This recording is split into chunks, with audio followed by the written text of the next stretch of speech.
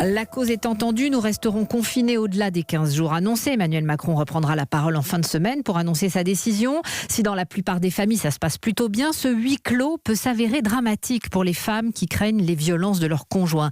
Les associations sont d'autant plus inquiètes que ces femmes ne peuvent plus les appeler au secours. Dans le Nord, Delphine Beauvais dirige l'association Solfa, Solidarité Femmes Accueil. Pour nous, la diminution des appels est vraiment significative. Ça veut dire que ces femmes n'ont pas la possibilité de nous joindre. Ça veut dire qu'elles sont sous surveillance, elles sont pistées.